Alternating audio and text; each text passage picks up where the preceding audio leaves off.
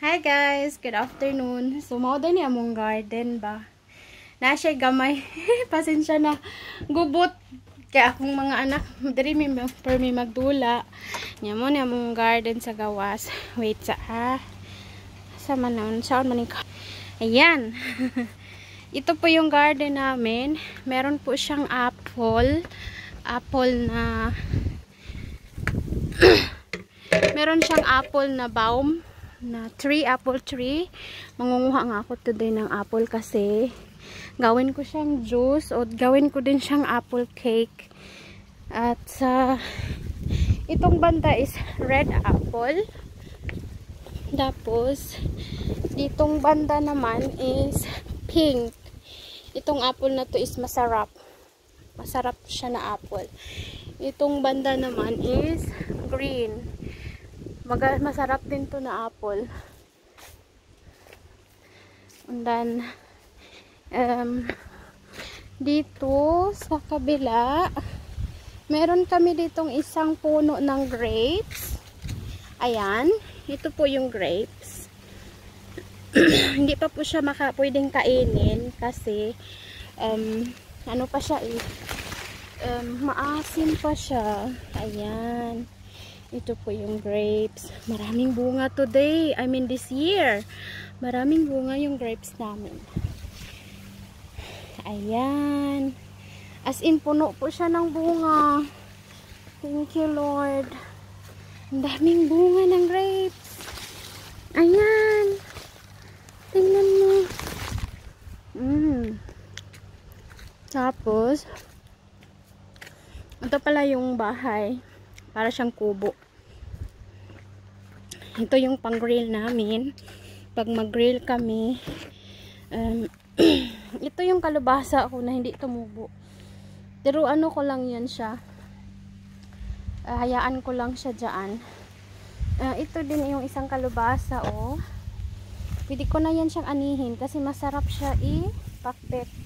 Ito din yung isa. Ayan. Dalawa. Pangatlo is maliit pa siya. Diyan ka muna. Ito pala yung kalabasa ko na Pinoy. Ito din yung salad. Hindi ko pa siya na harvest. Yung kamuti ko dito, laban ka lang dyan. Ito yung pefa ko. Ayan. Paprika. At saka ito yung kamatis. Wala na. Taglamig na kasi. Kaya nasisira na siya. Kunti-kunti. Ito yung ampalaya ko sa mga bitter. Ayan, char. Marami naman siyang lumalaban pa yung ampalaya ko. Ito yung mais ko. Ayan. Nag-ano na siya, oh. Nagbanay na ba? At ito yung beans. Ito yung pinaka-mababorito ko na beans. Kaya nagtanim ako ng maraming beans. Kasi gusto ko talaga yung beans everyday. Kahit araw-arawin ko pa yan, di ako nagsasawa. Ito yung kangkong ko. Oh. Kailangan ko lang siyang linisan. Tsaka dito yung mga kohlrabi. At ito yung sunflower ko. Oh. Patapos na yung sunflower ko. Ayan. Ayan. So, yeah. Ito lang muna yung garden tour namin. So dito pala sa Germany, guys, pwede kayong magkaroon ng garden kahit nasa apartment lang kayo. Pwede kayong mag-rent. Bibili ng garden na Verein association siya. Kailangan mo lang siyang alagaan at ayun, hindi naman siya masyadong matrabaho talaga na matrabaho kasi pwede ka namang mag-rasenmäher, pwede ka ng mga siguro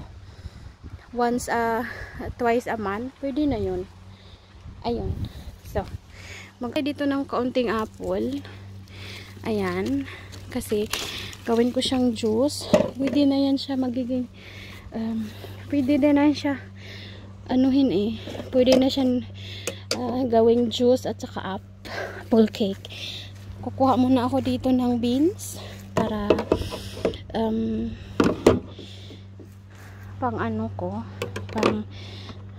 pang sahog ko sa gulay.